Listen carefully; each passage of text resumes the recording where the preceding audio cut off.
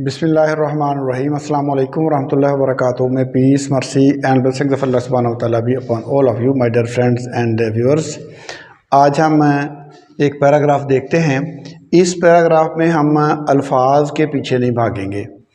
अल्फाज के मानी भी मैं आपको नहीं बताऊंगा क्योंकि तमाम अल्फाज के मानी जो हैं वो आपको मालूम हैं, लेकिन हमने देखना है कि तर्जमा करते कैसे हैं, तर्जमे की टेक्निक क्या है और तर्जमे में हम किस तरीके से अल्फाज को बदल कर इस्तेमाल कर सकते हैं, अल्फाज का चुनाव कैसे करते हैं और इख्तिसार के साथ हम तर्जमे में अपनी बात को कैसे बयान कर सकते हैं। ये तमाम बातें जो हैं वो आज के हम तर्जमे में सीखेंगे। इसमें हमने अल्फाज को नहीं देखना। पहले हम इसको पढ़ते हैं पैराग्राफ को। पैराग्राफ देखिए। मिस्टर जमील ने अपनी कमज़ोर और बूढ़ी आंखें अपनी बेटी की तरफ घुमाईं और एक ऐसे वक़ार के साथ जो अब फीका पड़ चुका था देखने लगा। जो ये बात याद दिलाता था, यानी वो वक़ार ये बात याद दिलाता था, ठीक है, जो ये बात याद दिलाता था कि किसी ज़माने में मैं कितना नफीस शख्स था। अगरचे मिसेस जमीला को वो कभी ऐसा ना लगा क्योंकि उसे कोई ऐसा वक्त याद न था जब उसने उसे बूढ़ा और घिसा पिटा ना समझा हो। तो ये हमारे पास पैराग्राफ है। अल्फाज को हमने इसमें देखने की ज़रूरत ही नहीं है, हमने सिर्फ इसमें ट्रांसलेशन को देखना है। मिसेस जमील ने अपनी कमज़ोर और बूढ़ी आंखें अपनी बेटी की तरफ घुमाई। तो ये अल्फाज तो आपको पता ही है। Mrs Jamil, Mr Jamil, Mr Jamil turned, ठीक है, वर्ब आ गया, turned his old, weak old इकट्ठा लिख सकते हैं आप, कमज़ोर और बूढ़ी, ठीक है, कमज़ोर और बूढ़ी दोनों के लिए हमें ज़रूरत नहीं है, एंड लगाने की भी ज़रूरत नहीं है, ठीक है। वीक एंड ओल्ड, ठीक है, आंखें अपनी बेटी की तरफ घुमाई।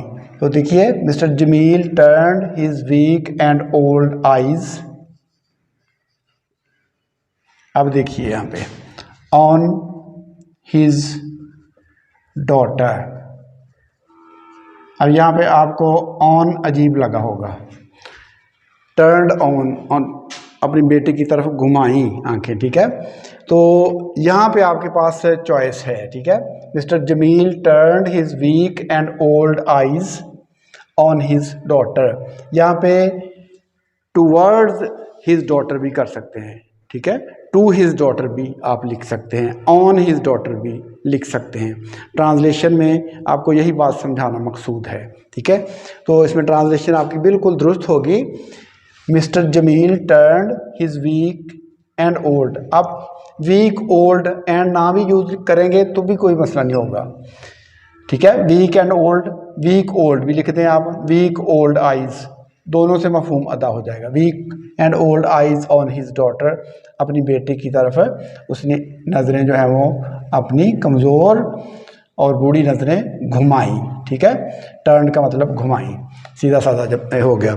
और एक ऐसे वक़ार के साथ जो अब फीका पड़ चुका था देखने लगा, ठीक है। फेस्ड भी लिख सकते हैं, ठीक है। एंड फेस्ड, मैं आपके लिए नया वर्ड यूज़ करता हूँ, एंड फेस्ड, और एक ऐसे वक़ार के साथ, विथ, एंड फेस्ड विथ आ, देखिए ज़रा, फेडेड डिग्निटी, और एक ऐसे वक़ार के साथ देखने लगा जो अब फीका पड़ चुका था। अभी जो अब फीका पड़ चुका था, इसके लिए देखो आप, हमने एक ही इसमें फ्रेज़ को यूज़ कर लिया है, विद अ फेडेड डिग्निटी, जो अब फीका पड़ चुका था, यानी इसमें पूरा मफहूम अदा हो गया है इसी एक फ्रेज़ में, बजाय इसके कि हम जो अब विच नाउ हैज़ बिकम, इस तरह के वर्ड्स में जाने की बजाय हमने एक ही फ्रेज को यूज़ किया और पूरा मफहूम अदा हो गया। ठीक है।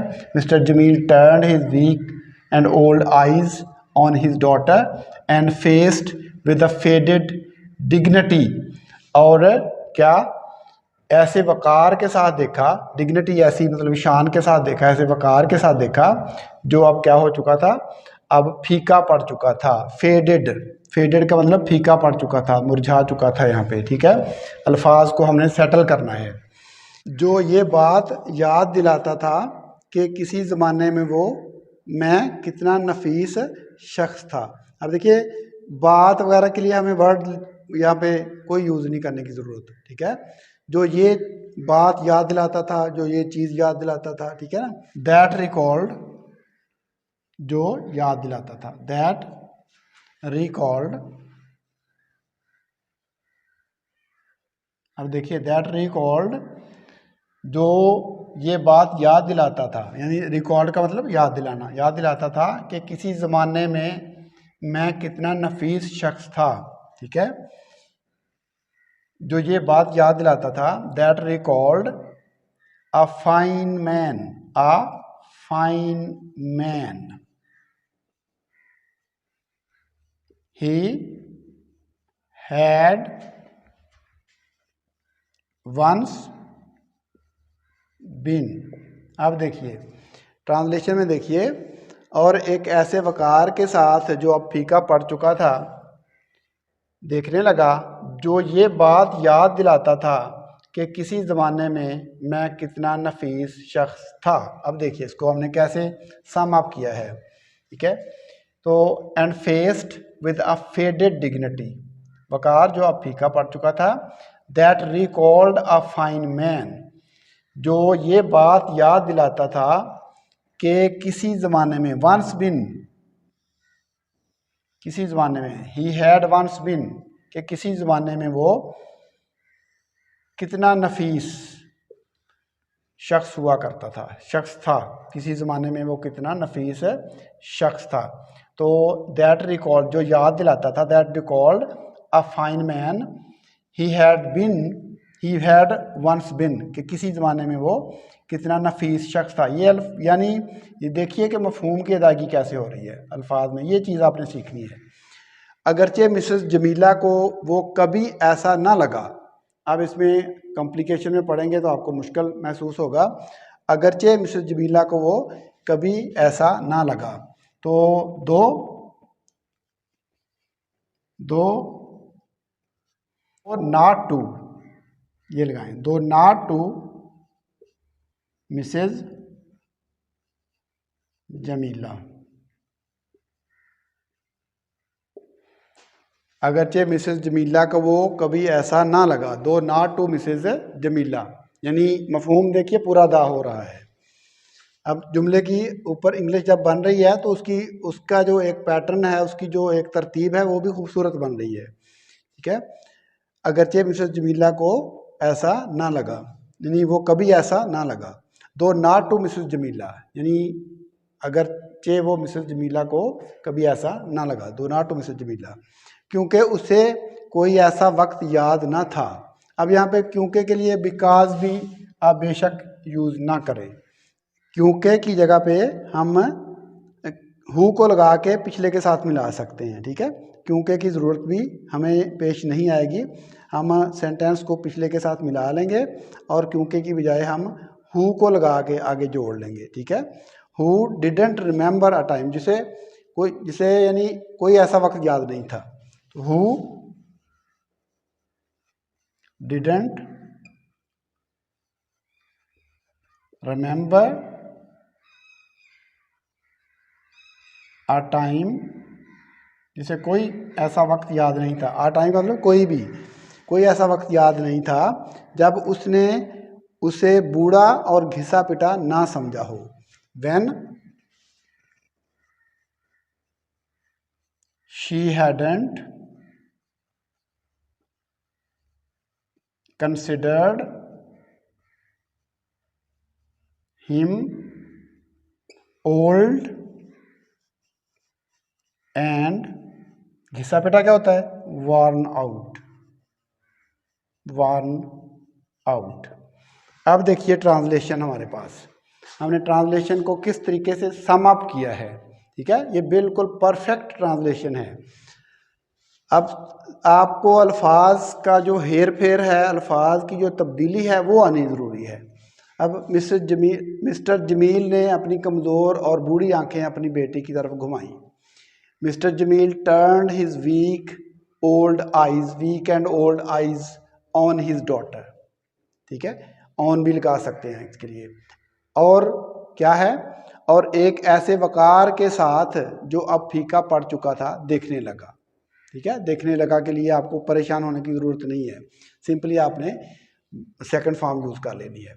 And faced with a faded dignity, और ऐसे वकार के साथ जो अब फीका पड़ चुका था देखा। ठीक है, यहाँ तक हो गया।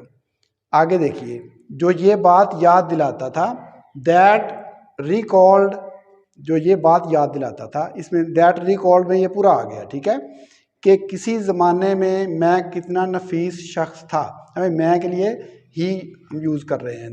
इसको देखिए ज़रा, कि दैट, अब देखिए that recalled a fine man. ठीक है, ही हैड, अब साख्त देखिए फिक्रे की आपने साख्त को देखना है, इसकी स्ट्रक्चर को देखना है। That recalled a fine man he had once been, जो ये याद दिलाता था कि किसी ज़माने में मैं कितना नफीस शख्स था, यानी कितना वो कितना नफीस शख्स था, यानी मैं कितना नफीस शख्स था। That recalled a fine man he had once been, कि वो किसी ज़माने, वंस बिन का मतलब है किसी ज़माने में वो कितना नफीस शख्स था। अगरचे मिसेस जमीला को वो कभी ऐसा ना लगा। ठीक है, दो नॉट टू मिसेस जमीला, अगरचे मिसेस जमीला को वो कभी ऐसा नहीं लगा, तो दो नॉट टू मिसेस जमीला। देखिए ये हम पैरे की ट्रांसलेशन है, बामुहावरा कर रहे हैं। तो नॉट टू मिसेस जमीला, क्योंकि उसे कोई ऐसा वक्त याद ना था। अब बिकॉज लगाएं या ना लगाएं, बिकॉज ना लगाएं, हु लगा के पिछले के साथ मिला के ट्रांसलेशन कर दें, तब भी आप की ट्रांसलेशन बिल्कुल ठीक हो जाएगी। Who didn't remember a time, जिसको कोई ऐसा वक्त याद नहीं था। ठीक है, क्योंकि उसे कोई ऐसा वक्त याद नहीं था जब उसने उसे बूढ़ा और घिसा पिटा ना समझा हो। ठीक है, when she hadn't considered him, जब उसने उसे ना समझा हो, क्या, ओल्ड एंड वर्न आउट, बूढ़ा और घिसा पिटा। तो ये देखिए ट्रांसलेशन, छोटी सी ये ट्रांसलेशन बनी है, छोटा सा ट्रांसलेशन जो है मुख्तसर बनी है लेकिन जामे बनी है। इसको अकेली ट्रांसलेशन को हम पढ़ेंगे तो देखिए बड़ी एक बेहतरीन ट्रांसलेशन आपको महसूस होगी।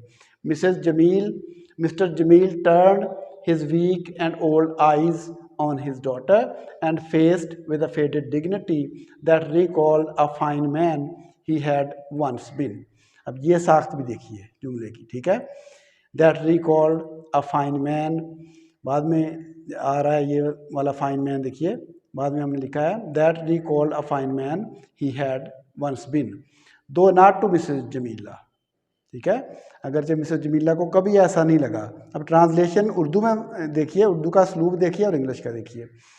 Who didn't remember a time, ठीक है, क्योंकि उसे वक्त याद नहीं था। जब क्योंकि वगैरह को लिखने की बजाय पिछले के साथ हमने उसको हु लगा के जोड़ दिया है। ठीक है, who didn't remember a time when she hadn't considered him old and worn out. तो ये होता है तरीका ट्रांसलेशन करने का। अगर आप ट्रांसलेटर बनना चाहते हैं तो आपको ये चीज़ें सीखना पड़ेंगी। ठीक है, इन चीज़ों को देखना पड़ेगा कि हमने वर्ड्स के जो एक झंझट होता है, एक कॉम्प्लिकेशंस होती हैं वर्ड्स की, उनमें नहीं पढ़ना, बल्कि सेंटेंसेस के स्ट्रक्चर को सीधा करके मफहूम की अदायगी की तरफ जाना है। तो ये बेहतरीन ट्रांसलेशन का तरीका है। तो आज की ये एक छोटा सा एक पैराग्राफ था। मुझे उम्मीद है कि आपको इस पैराग्राफ की ट्रांसलेशन को देखकर काफ़ी कुछ समझने के लिए मिला होगा। तो फिल वक्त हम आपसे इजाज़त चाहते हैं। अल्लाह हाफिज़, अस्सलाम वालेकुम रहमतुल्लाहि व बरकातुहू।